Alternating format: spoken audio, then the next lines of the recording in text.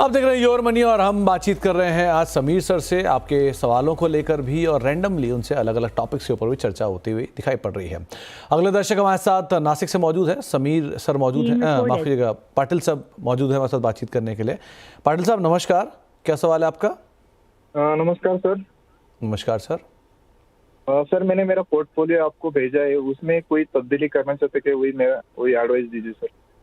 तो पाटिल साहब आपकी 9-9.5 रुपए की SIP चल रही है और आप 15 साल में करीब 75 लाख रुपए के आसपास का एक निवेश साध कर चल रहे हैं जो आपने हमें मेंशन किया है। तो आपसे मैं पहले तो ये पूछना चाहूँगा कि आप कब से निवेशित हो, ये SIP आपकी कब से शुरू हुई है बाजार में? सर अभी 1 साल हो गया कंप्लीट। ओके, और अगर आपको राय दे समीर सर स्टेप अप करने की तो क्या आप स्टेप अप कर सकते हैं? हाँ सर प्लीज प्लीज। और उसमें सर हो मेरा क्या, और उसमें मुझे अलग कोई फंड ऐड करना चाहिए या रेगुलर में 15 साल के लिए इन्वेस्ट है तो इसमें कोई तब्दीली करना चाहता हूँ? तो अभी जो फंड सिलेक्शन है सतीश साहब, ये आपने खुद डिसाइड किए हैं या किसी से जानकार से पूछा है या ऐसे ही अपने आप निकाल लिया? ये जो सर आपका ये जो शो आता है सर, उसको देख देख के मैंने उसको सिलेक्ट किया है। चलिए बहुत बढ़िया। तो समीर सर, सतीश जी का पोर्टफोलियो आपको भेजा ही हुआ है हमने। 9,500 रुपये की SIP इनकी चल रही है, 75 लाख का लक्ष्य है जो इजीली अचीवेबल भी दिखाई पड़ रहा है एटलीस्ट 15 साल में। और दूसरा स्टेप अप भी कर सकते हैं तो वो इनको और एज भी दे देगा। इनके पोर्टफोलियो बस एक मल्टी कैप के 2 फंड इन्होंने चुन रखे हैं जो थोड़ा सा अलग लग रहे हैं, लेकिन बाकी इनके पोर्टफोलियो में कोई खास खराबी तो नहीं है। मतलब 2 रिपीटिव है, तो मल्टी कैप 2, फ्लेक्सी कैप 2। सो आप क्या करोगे, क्या राय दोगे, क्या करना चाहिए? तो सुमित जी, सतीश जी को पहला पहला उनका जो क्वेश्चन था कि उनको 75 लाख रुपया अगले 15 साल में इकट्ठा करना है।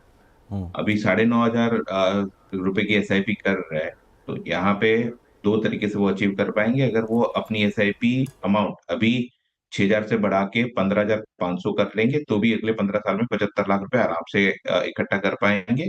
या अगर अभी वो 6,000 से बढ़ा नहीं सकते हैं, एनुअली अगर वो 10,000 से स्टेप अप करते हैं तो भी कंफर्टेबली अपने लक्ष्य को हासिल कर पाएंगे। अब बात करते हैं उनके पोर्टफोलियो की। तो सतीश जी, आपने अपने पोर्टफोलियो में 2 फ्लेक्सी कैप और 2 मल्टी कैप रखा है। अब जब हम 2 मल्टी कैप और 2 फ्लेक्सी कैप रखेंगे तो वो कहीं ना कहीं आपके रिटर्न को थोड़ा इम्पैक्ट करेगा। कैसे बताता हूँ, जैसे अगर आपका रिस्क टॉलरेंस हाई है और आप investment small cap, mid cap और लार्ज कैप में आप पूरा वेल डाइवर्सिफाइड करके करते हो तो रिटर्न थोड़ा नेचुरली ज्यादा आएगा फ्लेक्सी कैप और मल्टी कैप के कंपेयर में।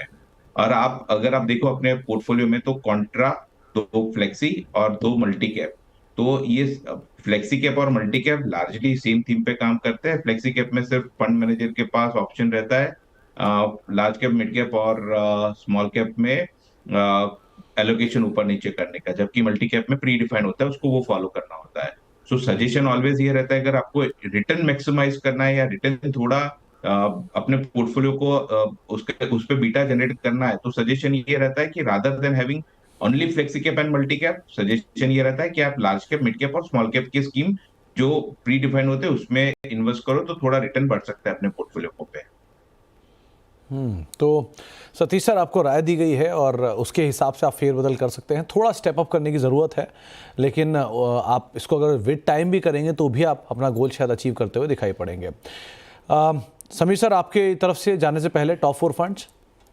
सुमित जी, पहला फंड रहेगा निपॉन इंडिया का large cap fund, Motilal Oswal का mid cap fund, Franklin India का फ्लेक्सी कैप फंड और बंधन का स्मॉल कैप फंड। तो 4 अलग अलग AMCs के 4 अलग अलग तरह के फंड।